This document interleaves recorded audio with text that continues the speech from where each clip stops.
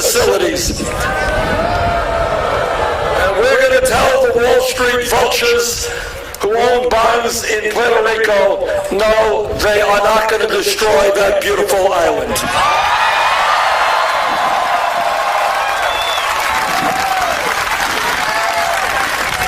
This campaign is listening to a people who never get listened to, and that is our Native American brothers and sisters.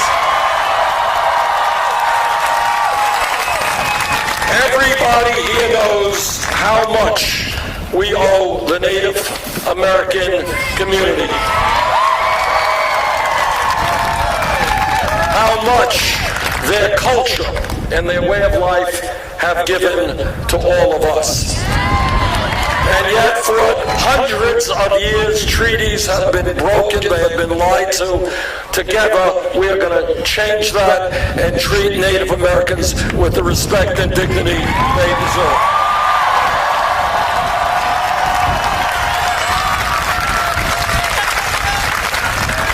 This campaign listens to scientists.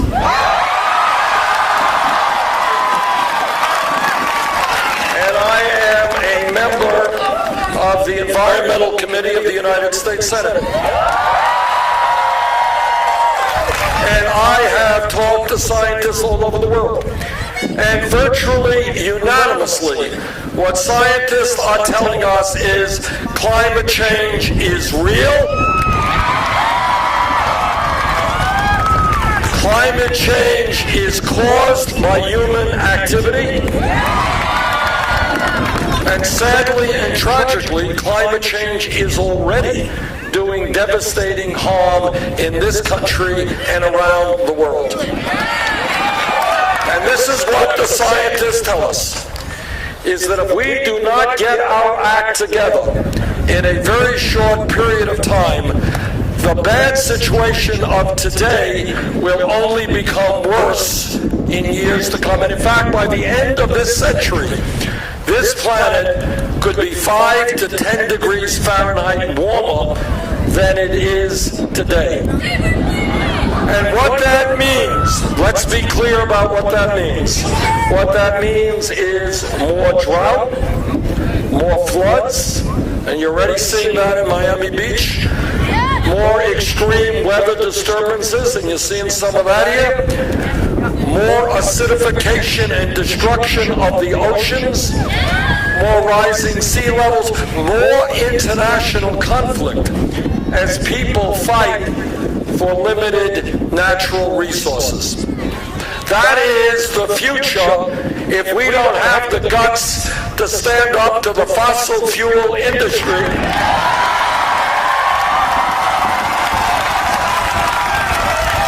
and to tell them that their short-term profits are not more important than the planet we intend to leave to our children and grandchildren.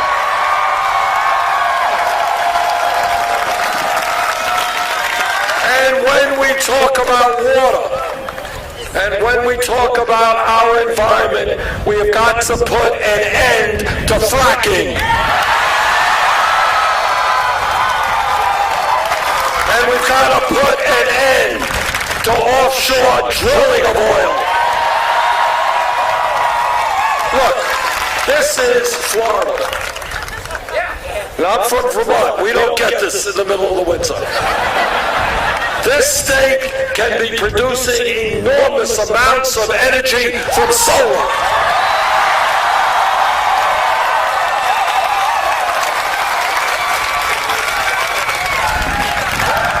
The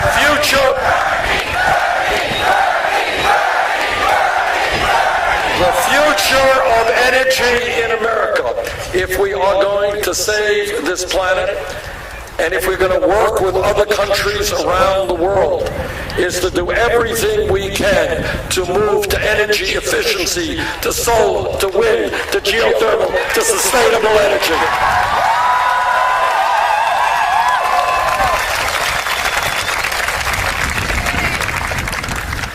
Now people say, how are you going to pay for these things? Well, I will tell you how we're going to pay for these things. In the last 30 years, media doesn't talk about it a whole lot, but in the last 30 years, there has been a massive transfer of wealth from the middle class to the top 1/10 of 1%. Middle class has shrunk. The percentage of wealth owned by the top 1/10 of 1% has doubled. What this campaign is about is telling the billionaire class that they no longer will be able to get it all. That this country belongs to all of us and not just a handful of billionaires. And what this campaign is about is understanding that today we have a corrupt campaign finance system. You know, I'm an old-fashioned guy. Democracy to me is one person, one vote, not billionaires buying elections.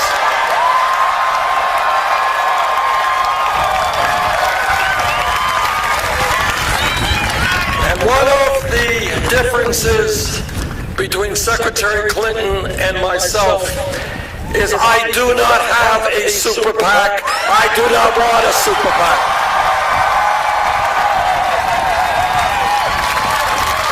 Secretary Clinton has raised $15 million from Wall Street, millions from the drug companies, millions from the fossil fuel industry.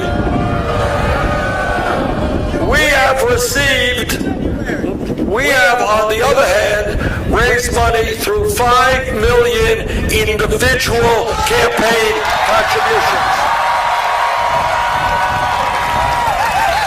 And do you know what our average contribution is?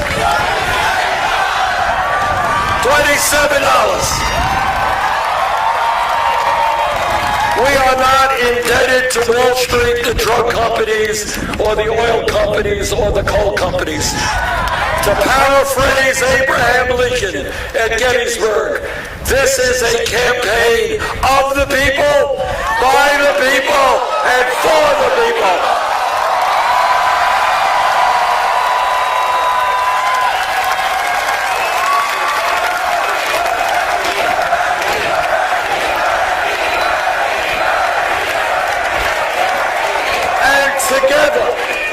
Together, we are going to overturn this disastrous Citizens United Supreme Court decision. This campaign is about thinking big, not small. It is about understanding that if we have the courage to stand together and not allow the Trumps of the world to divide us up,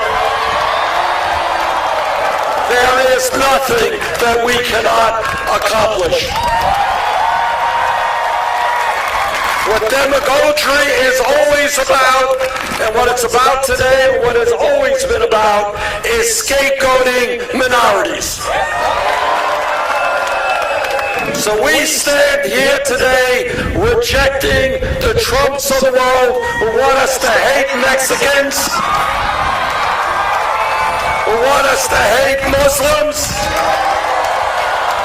We are going to stand together and take on the big money interests who have done so much harm to this country.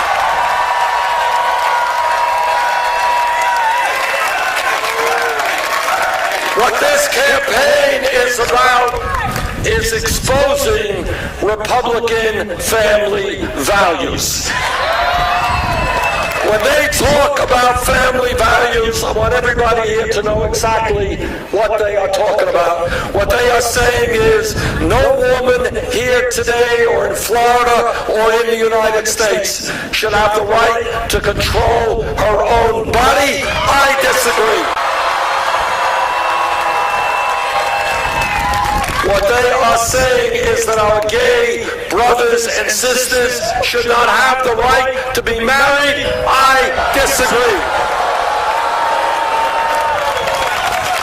When I talk about family values, what I talk about is ending the international embarrassment of the United States being the only major country on earth not to guarantee paid family and medical leave.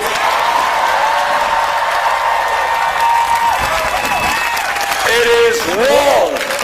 It is horrific that today a woman in Florida or a woman in Vermont is giving birth to a beautiful baby, and yet in a week or 2 weeks, she's going to have to separate herself from that baby and go back to work because she needs the income to take care of her family. Together, we're going to join the rest of the industrialized world, guarantee 3 months paid family and medical leave.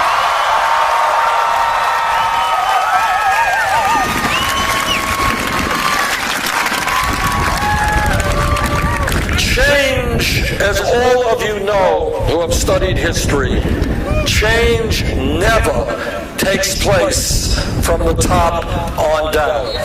It's never some president or some important guy signing something. Change always takes place from the bottom on up. When workers 100, 150 years ago were being treated like animals, working 7 days a week with no rights, brave workers came together and said, we will have dignity and respect. We're going to form a union. We're going to engage in collective bargaining, and they struggled. Some of them went to jail, some of them were beaten, some of them were killed fighting for workers' rights. That's how change takes place.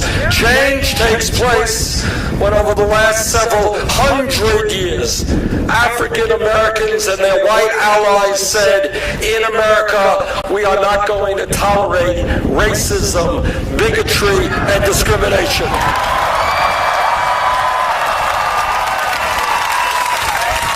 And some of those fighters were beaten and jailed and lynched, but they continue the fight to make sure that America fulfills its promise of justice for all people.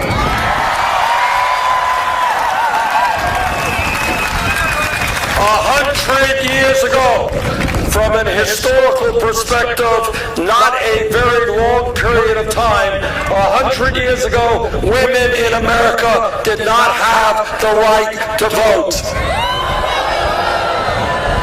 They could not get the education they wanted, the jobs they wanted. But women rose up, and with their male allies, they said, women in America will not be second-class citizens.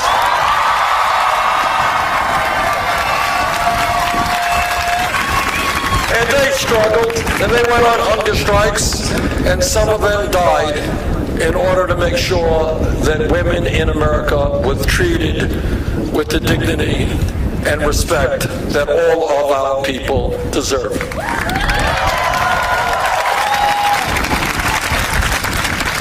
If we were here, just here, 10 years ago, a very short time ago from an historical perspective, and somebody stood up and said, I think that in the year 2015, gay marriage will be made legal in all 50 states, the person next to him would have said, what are you smoking? Which raises a whole other issue.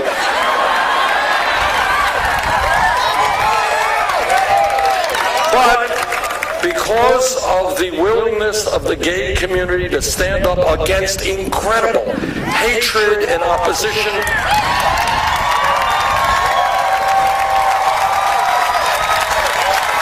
and the willingness of many straight people to stand with them, we have achieved huge change.